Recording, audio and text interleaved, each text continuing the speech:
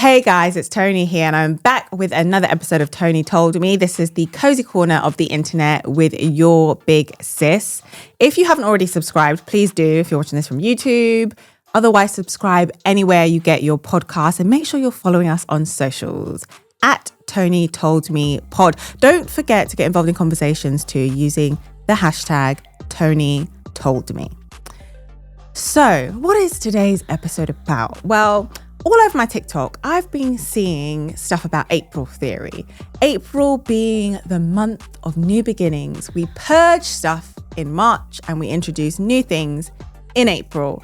So I want to talk about new beginnings when it comes to relationships and purging bad relationships.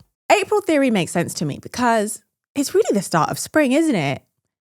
Baby lamb, is it not baby lambs? Baby sheep, because lambs are baby sheep. Wait, I thought it was chicks. Oh, I thought lambs were being born.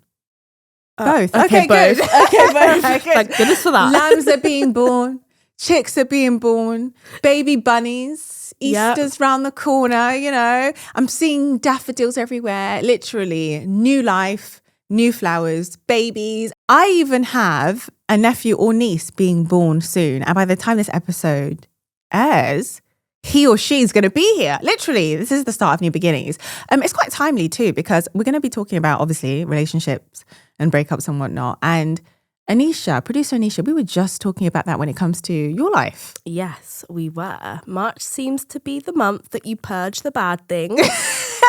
And in April, better things happen.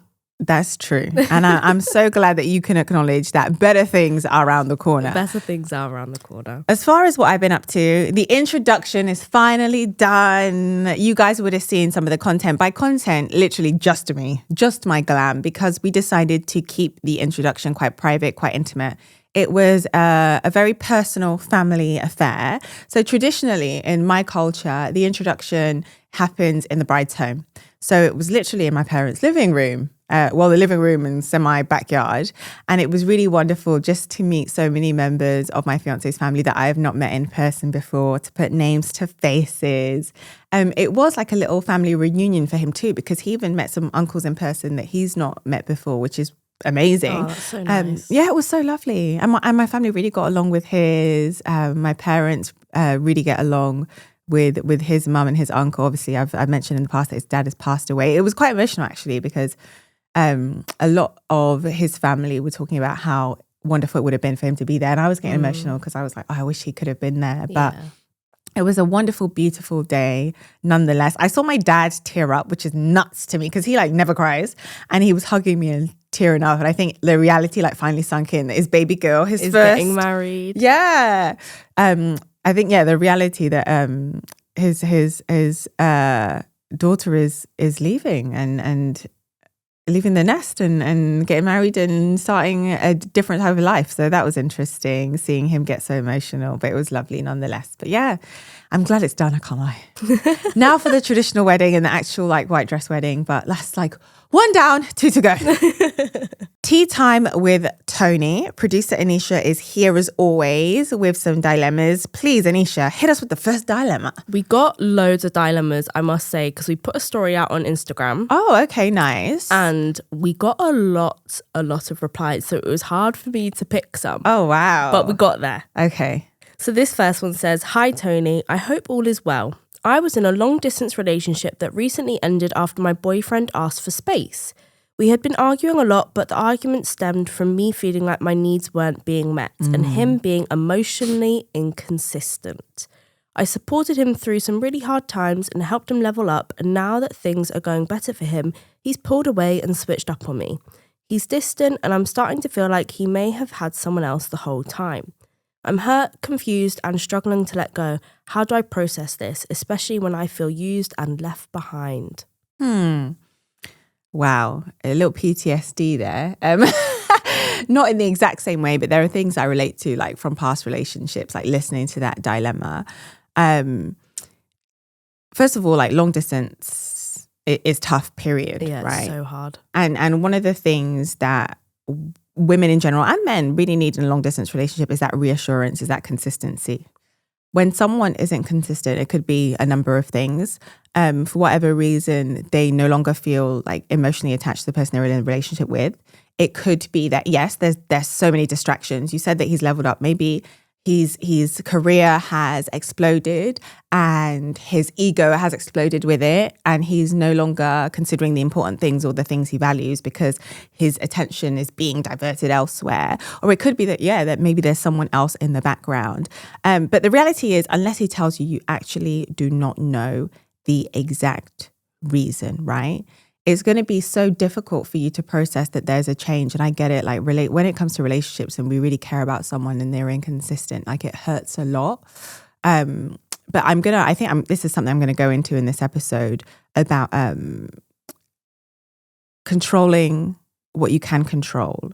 And there's actually, there's a book called The Let Them Theory by Mel Robbins. I love Mel Robbins. Yes, I'm going to see her in June, actually. Oh my gosh. I'm going to see her live. I want to see how she does her thing live. I've never been to like a live podcast show before, so I'm really excited to... Yeah. I mean, I've spoken at one before for the Uncut podcast, but I've never been to one as a guest. Yeah. So I'm really excited to see how she does that. But in the book, she talks about like letting people show you exactly who they are and accepting the reality of that, right?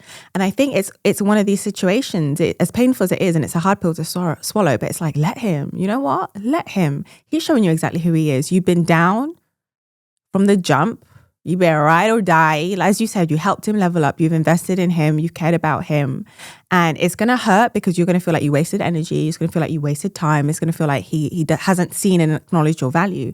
But you know what? As hard as it is to accept, let him. Because at the end of the day, you are a prize by yourself, right? Without him, you are someone of value. Without him, you are someone of importance, someone who should be respected, someone who should be cared for. And if he can't see your value, then let him be gone. You deserve someone who does see your value, who appreciates all that you've done. And again, the hurt that we feel in these types of situations in relationships like this is often tied to our ego to a degree, because a part of us is like, why wasn't I enough? When I felt really hurt about a relationship and the guy wasn't any good, it was very much tied to feeling like, why wasn't I good enough for you? Yeah, for you to appreciate me. Because the reality is when the guy's trash, it's like, we're not mourning the guy as such, because it's like, you're not even doing the needful. You're not even being good to me, right? So it's like, when we really think about it, I'm upset not because I really want you because you're amazing, because the issue I'm having is that you're not being amazing. So why am I upset? I'm upset because I feel like I wasn't enough for you to be this amazing person that I know you're capable of being. And it also ties to that potential element as well, like falling for potential. Oh, potential is a killer. It is. It really is. And it makes relationships and breakups more painful because when you go through the pain of the breakup, you feel nostalgic over the person you wish you received because you considered their potential and how amazing it would have been to have been in a relationship with that person, that potential you can see in them. And when you don't get that, there's an element of, this hurts because I wasn't enough, but this also hurts because I know you can do better and you're not doing better for me. But again, let him because, word to Mel Robbins, let him because you deserve someone who acknowledges your value and someone who shows up for you. And if he's not doing that, leave him. We have another dilemma, as always. We like to fill your cup here. So we got number 2. This one says, hey, Toni, I just got out of relationship. See, everyone's getting out of relationships. This is what we mean, April theory. Now, April theory is very on job. Like it's on job. Because this is a theme. She says, I just got out of a relationship that lasted 2 months. Okay. Biggest red flag, I'd say, was his inability to make changes on his behaviours that he and I both agreed were not good. But his main excuse was always, it takes time. But my opinion is if that you keep saying later, then later will never come. And that was a big issue for us, brackets, mainly him. How do I put myself out there now that I was in such a whirlwind of relationship? Relationship was literally like a summer fling, but now I'm just cautious of everyone and everything because he turned out to be the exact opposite of who I thought he was. I feel like I'd probably need to know someone for such a long time now before I can date them. Is there a minimum I should give myself on this? So when she says minimum to give herself, minimum to like heal over the ex or like get to know people? I think maybe like get to know people from what I'm like gathering from this. Oh, honestly, when it comes to like getting to know people, I'm not a stickler for like specific timing. That, oh, you need to give yourself 3 months to get to know someone, a year to get to know someone, 3 weeks. I think it actually depends on the individual, right? It depends on how you are at that moment in time and the individual that you are getting to know. And I say this because I have been in different relationships and it's taken me different windows of time to feel like I have a good understanding of who that person is. There's been times where like I've been dating people and it's taken me months before I feel like, okay, I want this to move somewhere serious. It's taken me several months. There's been times where like with my fiance, I've gotten to know people and it's like in a week, I'm like, yep, I have a good feeling about this one, right? Thankfully, I was right. But I think that when it comes to like getting to know people, without sounding too fairy tale, right? You trust your gut. We often underplay the value of like our gut instinct and what our subconscious is telling us. But pay attention to that because sometimes we'll be getting to know people and then for whatever reason, we feel a sense of discomfort. Something doesn't quite feel right. You don't quite feel like that person is being completely honest or completely transparent or completely true to you, right? Other times our gut is very at ease and we feel a state of comfort in getting to know certain people. So one, trust your gut. And for that reason, I'm not going to say there is a time because there are people, like I even know people personally who have been engaged after a few months and others it took like almost 10 years, right? Yeah. There's different strokes for different folks. But if hypothetically you were talking about like the time to give yourself when it comes to like moving forward, again, I don't think that there is a strict figure. I think it's very much about you and how you feel. Do you feel like you're in a place where you are open to receive people without any anxiety being present? Are you in a place where you feel like you're willing to trust people unless they give you a reason not to? People often go into like relationships with this element of like, okay, I'm going to be completely distrusting and someone has to prove themselves out of this distrust. But I think when you start in that position, you often misinterpret things because you already come in a place of like worry and negative expectation. You have these walls up. So it's like you're looking out for bad signs and red flags more than you're looking out for green flags and good signs. But I think it's actually beneficial to give everybody a chance with the understanding that, okay, if I was in that situation, I would want someone to give me a chance and expect the best from me. And if I prove them otherwise, then, okay, the walls might go up. But if you feel like you're in a position where you're open to people, you're willing to trust unless they prove reasons not to trust. If you feel like you're willing to make effort, because getting to know people requires mutual effort. It's not just about people showing up and taking you out and paying for everything and striking conversation and you're giving like one word answers. You also have to be open to making effort, to meeting people, to having a conversation, to listening, to being invested in like building that connection. If you feel like you're not in a place to do that because of the guy that you were last with acting a fool, then no, now's not the time to be dating. Like take a breather, take a pause, pour into yourself and consider what you're trying to get out of relationships, the kind of person you want. I'm a big advocate for writing lists.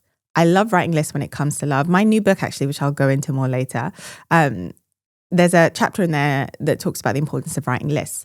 And I think when you're in a period of like healing, it's nice in that period to write a list. One, it reminds you of like the potential that is out there as far as like not limiting yourself and not settling.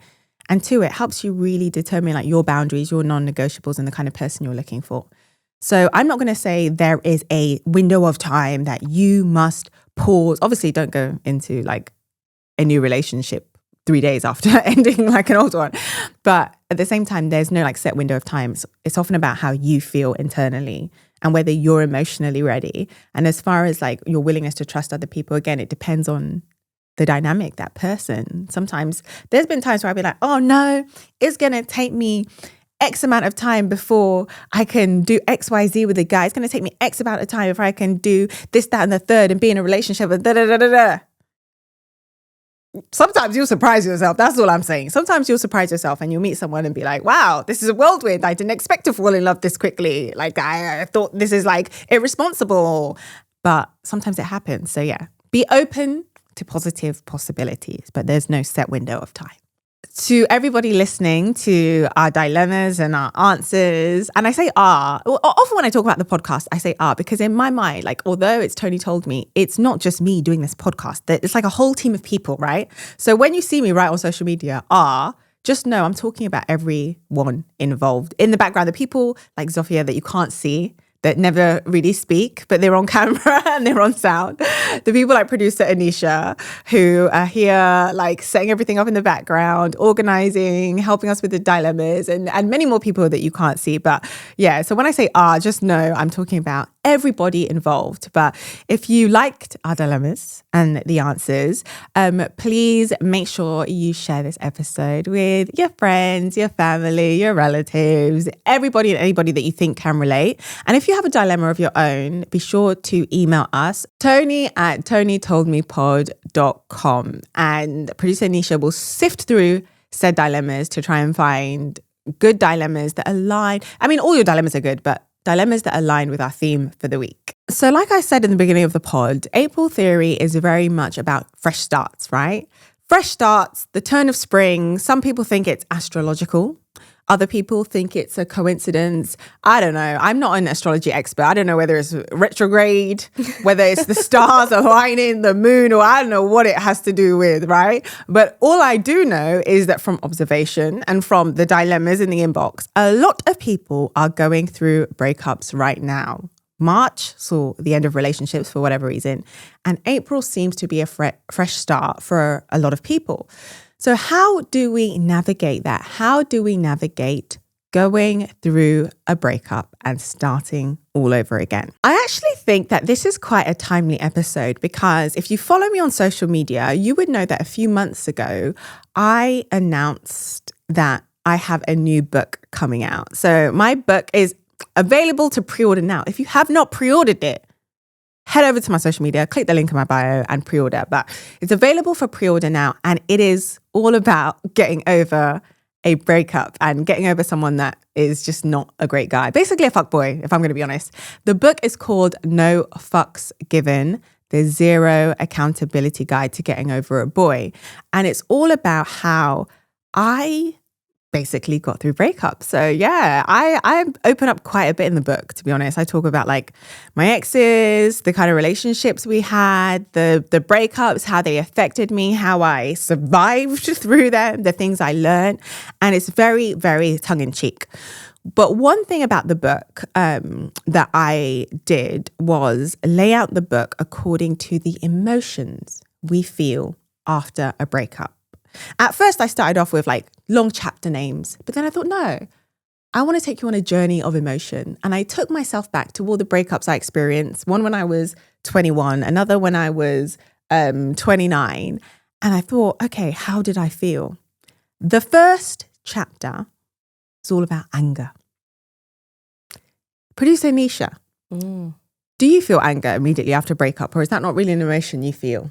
No, it is. But I would say it might be the second emotion I feel. What's your first emotion? The first emotion I feel is definitely like upset. Oh, see, that's my second chapter, sadness. But yeah, I guess for some people it's their first emotion. I think it depends on like which breakup I've gone through. Okay. Like second breakup, defo, anger.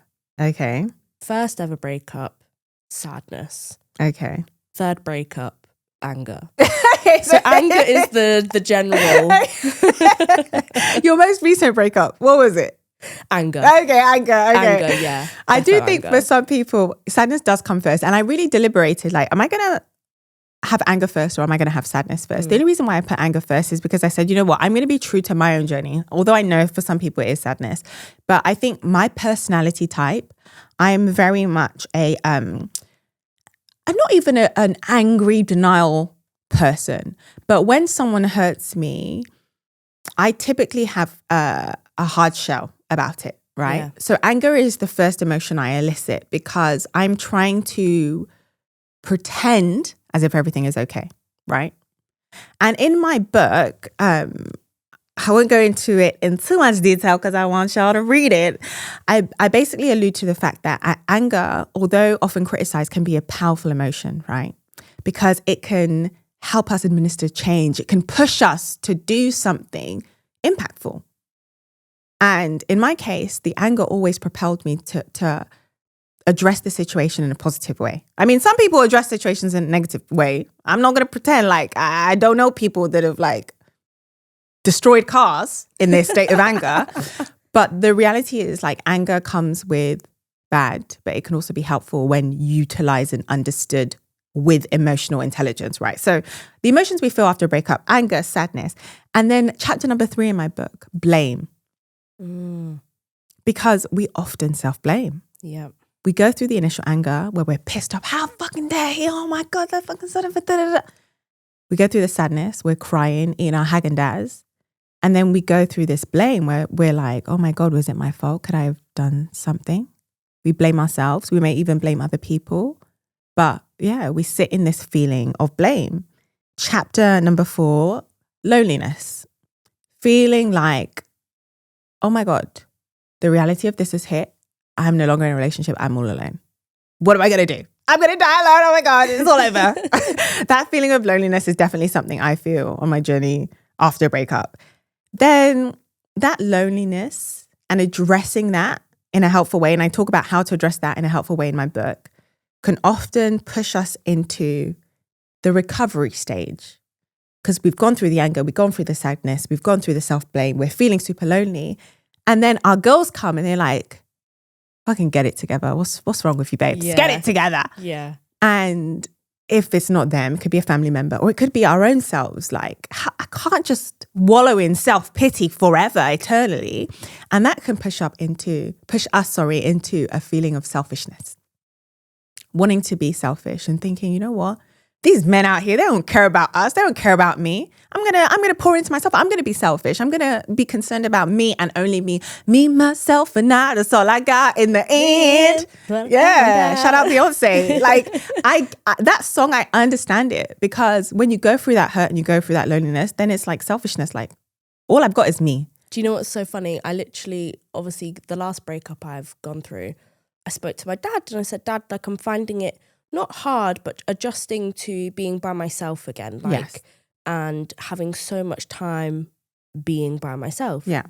And he was like, darling, all you need to worry about is 3 people. And I was like, who the hell are these 3 people, Dad? Like, who are these 3 people? And he's like, me, myself, and I. And I was like, okay, Dad, I'll take it.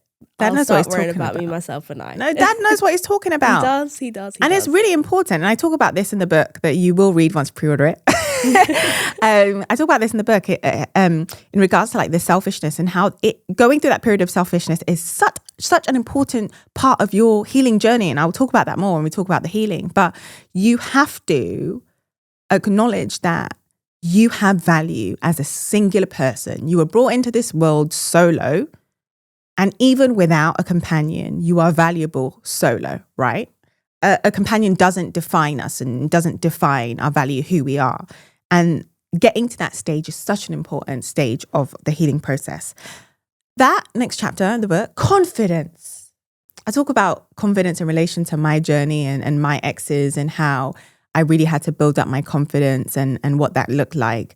And how sometimes we go through breakups and we're feeling unconfident for whatever reason. But in channeling that me, myself, and I selfishness, suddenly we feel more confident.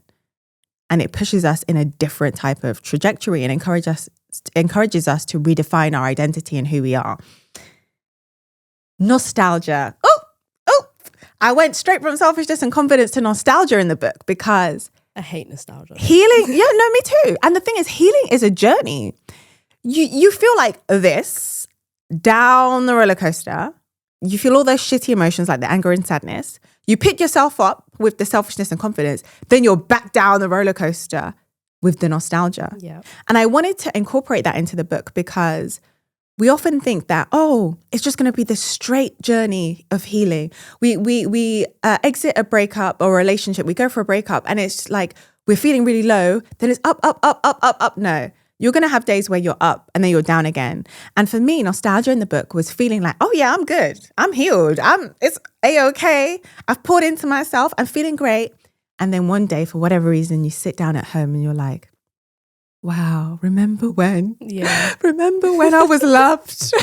Remember when we did XYZ? Remember when I had somebody? I feel even more lonely now. I'm being nostalgic. Why? But sorry to kind of like divert from like the chapters in my book. Why do you hate nostalgia, producer Nisha? I hate nostalgia because it's always the time when you were the happiest with the person and you kind of like block out the real reasons as to why you are no longer together. It's like you read my book. You are preaching right now. What but can I say? that's facts though. Yeah. Nostalgia it's funny because human beings, and I share this in the book, we have a negativity bias, right? We tend to focus on the negative a lot of the time, which is why people are more likely to complain than give praise. However, when we go through a breakup, that window of nostalgia is a positivity bias. Yeah. We forget all the trash stuff people did to us. We pick at those nuggets of joy, those nuggets of happiness, and we define the relationship by those positive memories as a means of like coping with the difficult emotions we're dealing with. And that nostalgia can often encourage us into believing that relationship was actually good when it wasn't. When it comes to breakups, people often ask me like, Toni, how do I deal with like that relationship with my ex? Because my ex wants to be my friend. No. And yeah, oh, okay. You said straight up, you said no. Straight up, no. I wrote that in the book actually, that it's a no from me, dog. But why is it no from you, producer Nisha? I just don't think, what have you got to be like, there's nothing friendly. There's nothing friendly. Like, you don't need to be friends. You have enough friends. You don't need this person that is just an annoying little fly. You don't need another friend, babe. I can tell you recently went through a breakup because the passion in that, an annoying little fly, the passion in that. No, I agree with you. When I wrote the book, there's a chapter where I talk about closure and I talk about friendship and I talk about a particular relationship I had where my ex was like, I want to remain friends, and how we used to like break up and make up all the time. And every time I would agree to making friends, it will just lead to the same thing. An endless cycle of making up and breaking up and making up and breaking up and making up and breaking up more times than I can count. Until one day I had to be like, F being friends. Like, what am I getting out of being friends with you that I cannot get from my existing friends? Am I benefiting in any way? Is it mutually beneficial, or is it emotionally locking me into a cycle? Is it a manipulative tactic by you to ensure that I stay emotionally invested in this relationship and I struggle to move forward because you're somewhere in the background, right? Yeah. And again, I'm not going to go into it too much because I want y'all to read the book, but I definitely agree with producer Anisha that part of moving on after a breakup involves April theory, new start. Like giving yourself a completely fresh start and letting go of the past. And for that reason, I am not against blocking exes on social media. I mean, I say that exes, I don't have any of my exes blocked. I mean, some have me blocked, but I just find it so funny when guys block you. I can't lie. It gassed me a little bit. I always get blocked. You get blocked. I can't lie. When a man, like from my past, like when I was single and like I'd be dating someone and we'd break up or whatever, and then like I didn't do anything bad, but he'd block me. I'd be like, oh, swear down, I really get to you like this. Swear down, like, wow, like you blocking me. I ain't even block you blocking me. No, I can't lie. Like, it does. This sounds so toxic. I was going to say, Toni, this is going to be really toxic. Yeah, this sounds so toxic. But when I was younger, it used to sweet me a little bit when they'd block me. Because I'm like, man, damn, you're bothered. You really don't want to see me on the ground. You are bothered. So funny. But yeah, that's not an ideal way to look at it, to be honest. Like, no, this was, don't look at it. Yeah, like that. This was young me feeling like, a little bit egotistical when I had like that level of an impact on someone. But the reality is, people affect us in different ways. Nothing to be ashamed of, and again, it's nothing to be proud of either. Like, which I've eventually learned. But it's actually like perfectly okay to block exes for your peace of mind. I mean, as much as it used to like stroke my ego when I was like 20 something and a guy would like block me, I get it. I actually get it, because if we've gone through a breakup and seeing me is challenging for whatever reason, why would you choose to endure that? So I totally get why people would do that. So I'm team, you haven't got to remain friends and you don't have to stay following them on socials. See, I'm more so blocked because I'm like, you don't need to see me. Oh, okay. I get that. Because I'm just like, you're not going to see me. Like, you've done what you've done. You're not going to see me now. Oh, see, even on socials, I get that. You're not going to see me in person. You're not going to see me. I get that. Oh, so there's two types of. Okay, so there's the blocking because I want you to have absolutely no access. Yeah. And then there's the blocking to preserve your emotions. Yeah. And then there's the people like me who may not block because I want you to see me. I'm in all my glory, winning in life without you. You can tell that I'm a bit of a petty boots, but yeah, I digress. Like, I get that though. I get that. Like, not giving someone any access to you. I also mentioned in the book why we shouldn't feel gassed when exes return. Back in the day, when I was a teenager, in my late teens, 18, 19, 20, early 20s, I used to think it was a flex when an ex would come back to the picture, where I say I'm done with someone and I have the email, I have the text, he shows up, he's begging to be let back in. I used to think like, oof, I got the sauce. Oh, they always come back. And me and my friends used to joke, like, they always come back. They always come back. And I used to be of the opinion, like, yeah, this is why my exes and I used to make up and break up, because they always come back. They can't get enough. But then with wisdom and with age and experience, I came to understand that they don't come back because I'm this amazing, fantastic person. No, I am this amazing, fantastic person to me. But that's not why they're coming back, because if they saw me as this amazing, fantastic person, they would appreciate me the first time round. Yeah. They come back because I'm permitting them to. I'm giving them access to me, because they are of the opinion that, oh, her boundaries are not strong enough. I can maintain access.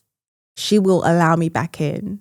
And when they're feeling lonely, or when they realize they're no longer benefiting from the value I add in the relationship, they would come back because they knew that I would allow them in. Not because, oh my God, they've suddenly seen my value. Because if they had seen my value, they wouldn't be asking to be let back in. Exactly. They would have stayed. They would have been there, because they would have done exactly what they needed to do in the relationship to maintain the relationship. So yeah, life taught me that. So if you're listening and you're like going through a breakup and you're secretly wishing your ex comes back and he comes back, don't make the mistake that I would make when I was like 23, 24, whatever, thinking, oh my God, he must value me now. I mean, in rare instances, that's the case. And you break up once, you never break up again. But a lot of the time, they come back not because they've suddenly seen your value. They come back because they know that you will allow them to come back. How soon is too soon to start dating again? In the dilemma that producer Anisha shared earlier, I talked about how it's different strokes for different folks. People have different timelines according to their relationships. And I'm not going to sit here and give you a set figure, because leaving a 10-year relationship and leaving a 2-year relationship are two different recovery periods. Like, they come with two different recovery periods. You might have been dating for 2 months, right? If you decide to go on a date in 2 weeks, I'm not going to judge you. Like, it was all very fresh, right? So you have to consider the relationship you were in, how invested you were, the things you did together. If you've been with someone for 2 months, you've not met their family, you weren't planning the future, you just went on a few dates. If you want to start dating pretty soon afterwards, I get it. I get it, because there was limited emotional and physical investment in that relationship. If you'd been with someone for 10 years, then I might say, oh, are you sure about that? Because of all the emotion, all the history, all the experiences, it comes with a longer recovery period. So consider the length of your relationship, the investment of your relationship, and also anything that you might need to undo. Any negative experiences you've been through that you need to address. Any negative experiences you've been through that you may need to learn from. Some people have been in relationships for 10 years and for whatever reason, it didn't work out. But they didn't really deal with much turmoil in the relationship. So them and their ex are quite open to like getting back out there relatively soon, because they ended as friends. Everything was good. They were in a good place. They didn't really have much turmoil that they needed to work through and many lessons they needed to learn. But if you've been through a really toxic relationship, even if it's a 2 month, you could have been through a 2 month relationship that was hella toxic. And for that reason, based on the toxicity and the experiences that you went through, you need a longer recovery period. So there is no set in stone time. But what I will say, and the advice that I would give in relation to April theory and new beginnings, please do not start any new relationships in an attempt to prove a point to anybody. Because at the end of the day, it's only you that will end up hurt, or it's only you that will end up settling because you've rushed into something, not because you truly desire it, but because you feel like you have a point to prove. So don't do that. Don't rush into anything to prove a point. Don't rush into anything because you feel like you need to be in a relationship. Oh my God, April, fresh starts, fresh relationship. Like sometimes a fresh start is a fresh start with yourself, for yourself, by yourself, right? Me, myself, and I. Sometimes that is the fresh start that you need. Pouring, I've said this a lot in this episode, but pouring into yourself and making sure that you are your number one priority. And the fresh start is reminding yourself that you are of value with or without a partner. As far as like the tips for going through a breakup go, give yourself time, enough time to the point that you feel comfortable with thinking about the past, that thinking about the past doesn't trigger you, that you've given yourself enough time to truly heal, that you've given yourself enough time to learn from all the things you went through. Also, it's important that you allow yourself the freedom to feel all the emotions that come with a breakup. All the emotions that I listed at the start of this podcast that I've written down as chapters in my book, please give yourself the freedom to feel them. One of the mistakes I would make when I was younger, and I talked about this in my first book, I Wish I Knew This Earlier, I would not give myself permission to feel all the feels. I would feel sad and pretend I was okay because I didn't want to come across weak. I didn't want to come across bothered. But that only stretched out my healing process even more because I was in denial about how I truly felt. So give yourself permission to feel all the feels. It's important that you release the sadness. It's important that you cry if you want to cry. It's important that you admit that you're angry or disappointed if that is how you truly feel. Assert boundaries. Like producer Anisha says, instill the boundaries that you feel suit you and the way you want to move forward. If that's blocking, block. If that's deleting numbers, delete. If that's like literally avoiding people in the street, literally avoid your ex in the street, like across the road if you have to. Do what you need to do to administer those boundaries. More advice from me. Don't chase closure. Please don't be one of these people who, oh, I think I left my bobby pin at your house. Can I come in? Like, girl, please. Never do that. Never do that. Let me tell you something. Closure is something you find in yourself for yourself when it comes to relationships. The closure is in how the person acted. The closure is in how you felt. And the closure is in what you know you deserve. The closure is already inside you. You haven't got to go and find closure somewhere else. And one thing I wrote again in my book about closure was that I hate closure because it puts so much power in other people's hands. Like, especially when it comes to relationships. Don't get me wrong. There are some contexts where you feel like closure may be necessary, right? I get it. I completely get it. But often when it comes to relationships, especially relationships that weren't serving us, in feeling like we need closure or saying we need closure, we are giving someone else power. We are basically saying, I am unable to heal until you give me permission to. So for that reason, in my mind, closure is always within me. It's never in someone else's hands. People often talk about relationships like being single is a punishment or a bad thing. Like, I actually understand why some people are happier single than in relationships, because unless you're in a relationship that is adding value, why would you be in it? If you're happy on your own, be on your own unless you find someone who makes you feel even happier. And when you're solo dolo, you don't need to ask for permission to do things. You can do things on your time. You can focus entirely on you, on your feelings, on your desires, on your goals, on your aspirations. When you have someone else in the picture, you have to consider them, right? And if they're not someone who's pouring back into you, you're considering someone else pouring into them. They're not reciprocating. So you'll just end up depleted. So when you're going through a breakup, think about not just the things you've lost, but what you've gained. You've gained freedom. You've gained the freedom to be selfish, the freedom to prioritize yourself, the freedom to be self-focused, and the freedom to consider your needs and only your own. You've gained so much. In losing this person, you have also gained so much. So frame your perspective in that way. We often make the mistakes in relationships, and by we, women in particular, make the mistake of entering relationships and suddenly forgetting their friends. But that level and that type of relationship cannot be duplicated. Relationships with a partner can be similar. I love my partner down and he's one of my best friends, but the relationship I have with him is not identical to the relationship I have with my best girlfriend or my sister, for example. So also consider the value of community. Community is important and exists outside of romantic relationships. Sure, the companionship is different, but it's still just as valuable. And when you're going through that fresh start, new era, breakup, healing stage, your friendships are going to be so important. Your family relationships are going to be so important. They're going to provide you with comfort. They're going to provide you with words of advice, words of wisdom. The amount of times I've gone to my sister, gone to my friend, and they've been like a shoulder to cry on, I can't count. They've been so valuable, not just when I'm in a relationship, but also during that recovery phase. So understand the value of community outside of just romance. If you're listening to this and for whatever reason, it's like struck a chord and it's made you think of a dilemma that you've never shared before, please share it with us. Again, just to repeat, Toni at ToniToldMePod.com. But to summarize, breakups can be really challenging and they're never easy to deal with. We often think if we go through breakups, the more we go through, the easier they get. And I've seen that to not be true in friends, for myself. Every relationship is different. Every breakup is therefore different.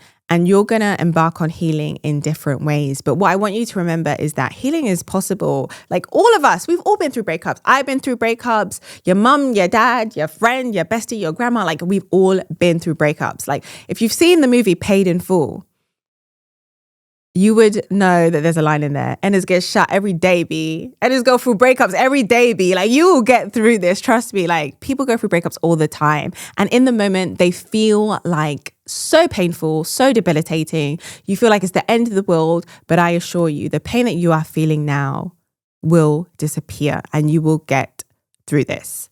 That is all from me for today's episode. But let me know your thoughts. Make sure you use the hashtag if you are on X. Hashtag Toni told me, or you can, I think there's hashtags on Threads now as well. And maybe even Blue Sky. I feel like they all use hashtags.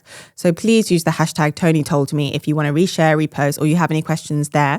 Make sure you subscribe wherever you get your podcasts. And if you're watching this on YouTube, please hit like, comment, and subscribe. And make sure you're following us across our socials, TikTok and Instagram at Toni Told Me Pod. I hope you enjoyed this episode and I will be back again this time next week.